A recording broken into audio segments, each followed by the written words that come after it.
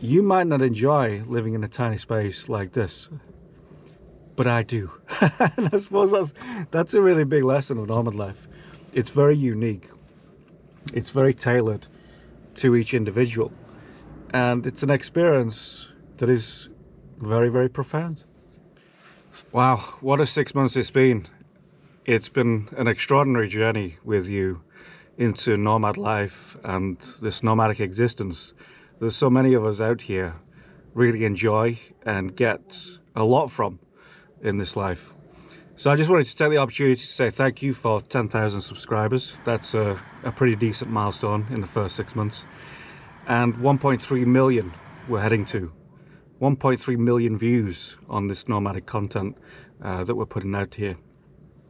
So thank you very much for supporting the channel. It means a great deal to me and to the people that come on the channel and share those stories with you.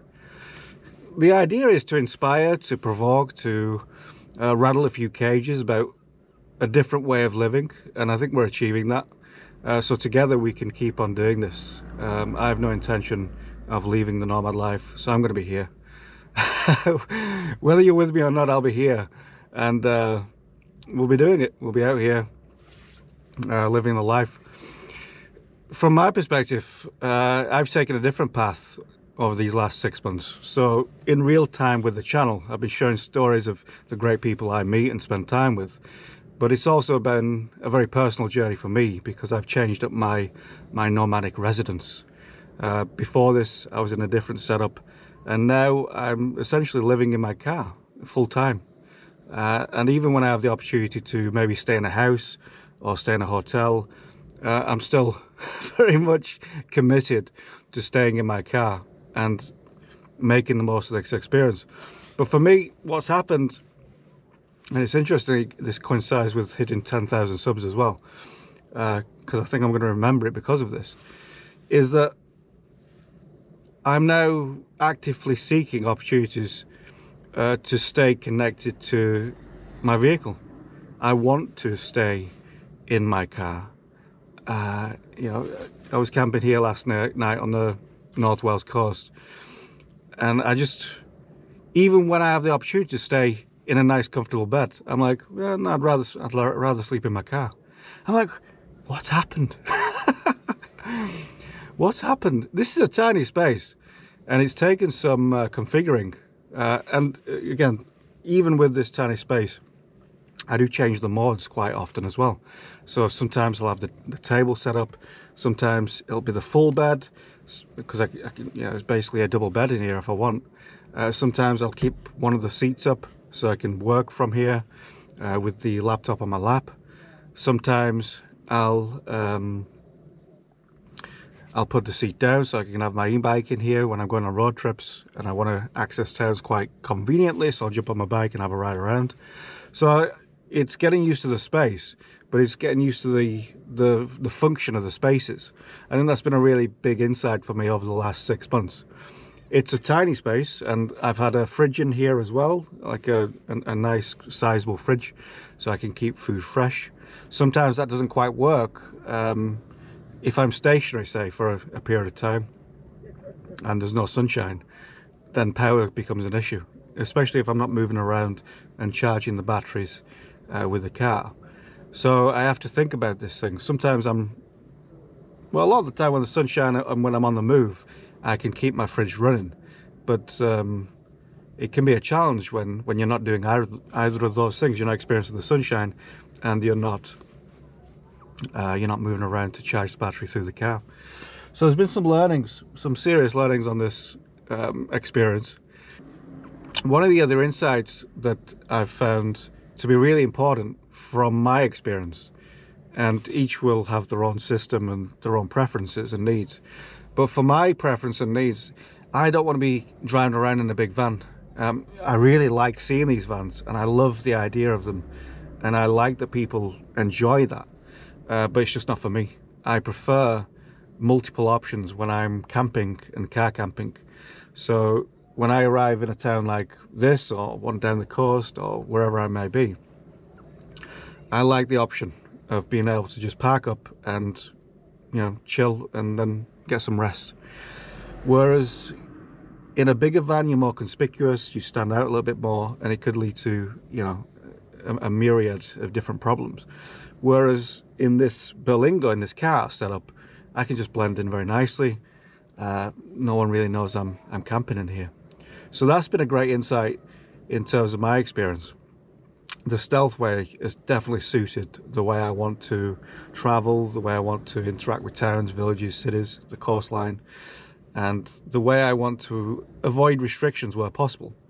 It's like here, there's no camping signs, but the picture is it's a massive motorhome. So there you go. It's very, very clear. No motorhomes. It doesn't say anything about cars.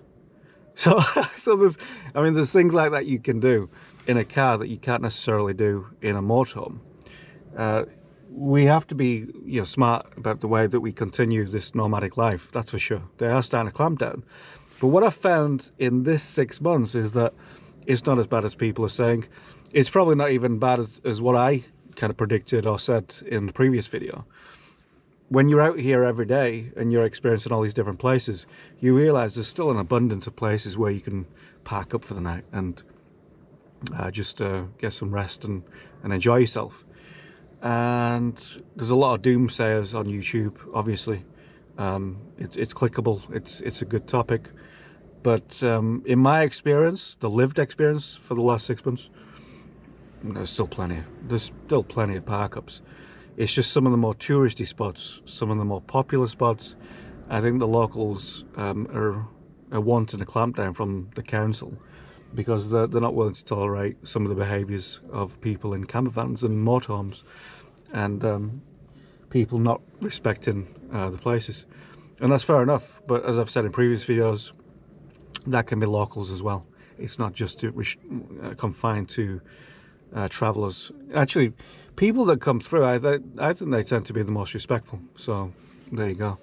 And again, that seems to be the experience of lots of people who have interacted and commented on this channel. So that's another one. It's been a bit of a surprise, actually.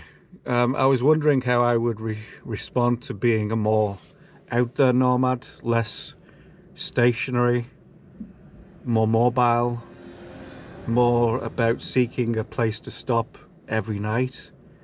I wondered, because when I did this a long time ago in Australia, that was the one thing that I just didn't enjoy.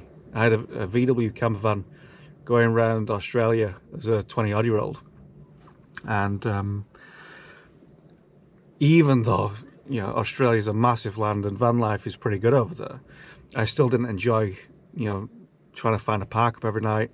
I didn't enjoy being out there. I didn't enjoy people walking past.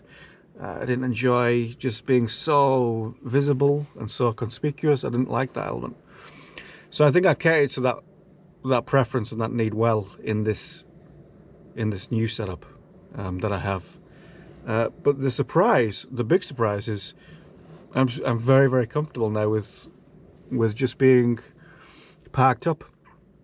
People walking past, you know, sometimes I'll open the door and have conversations with people. It's fine. And I suppose maybe the first time around I just didn't give it enough time, because I kind of, you know, went to campsites and other places, so I wasn't out there for a sustained period of time, I don't think. So in this I was determined to do this the real way, you know, searching for park up spots and doing it the way that everyone else does it. So in this 6 months I've basically slept everywhere. There has been no limits to where I will park up, and I've experimented with that at a considerable level of depth. So trying all manner of different park ups and seeing how I respond internally, seeing what the external conditions are like in each park up, where I feel most relaxed and peaceful. I like sleeping by the coast. Equally, I like sleeping next to castles and cathedrals and in town centres, and I've had it all really. And initially, when I first started, I was a little bit apprehensive. I was a little bit conscious of my surroundings. I was a little bit, you know, alert, maybe too alert. But I like being vigilant. I think that's a very wise thing to do. but sometimes it just goes a little too far and you're like, every little noise that comes past the car. Whereas now I've started to really deeply relax into it. It's been a fantastic experience, just enjoying the space that I have in all these different locations. So that's been a real learning for me as well. It's taken a good few park-ups to get used to it, but now I'm in a really good rhythm of finding park-ups and making the most of them. Sometimes, again, it's about using your head, getting out there, and say if I'm going for a drink with friends at a pub or having a nice meal somewhere, you know, asking a question, you know, if I have a drink here, can I use your car park? And then you get facilities included with that for the money you would have spent on a meal or a drink anyway. So I think you got to be smart and kind of put some variety into your park-ups, whether it's camping on beaches or by the coast or by roads. There's all different opportunities there in abundance, I've found. The clampdown on van life, yeah, it will continue, but the opening up of other opportunities will continue as well. It's like today, I was like, okay, I'm out and about, just hit 10,000 subs. I think it calls for a little bit of a celebration. So tonight we're gonna have a little party. We're gonna go to a music venue and see what's going on there. I was in there for a coffee this morning, and I just said to the wonderful ladies, we're having a good laugh, and I said, if I'm having a pint and, you know, at the music, can I sleep in your car park? And they're like, yeah. They're like, yeah, like it was a stupid question. But if I didn't ask the question, that opportunity never would have manifested and materialized, and I never would have benefited from it.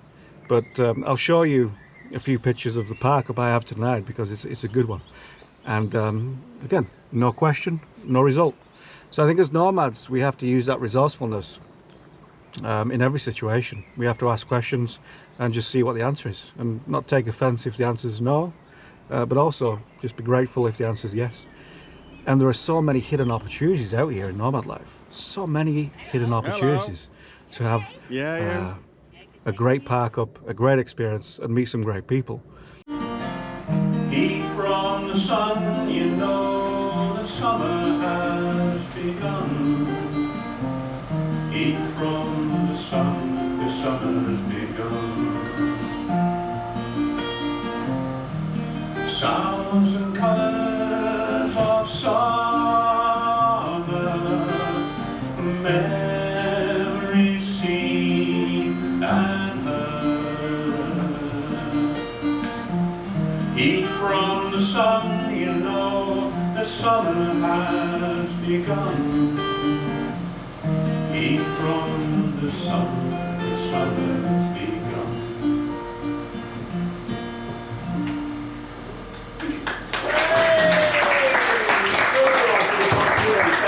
I wonder if we need to push ourselves a little bit more.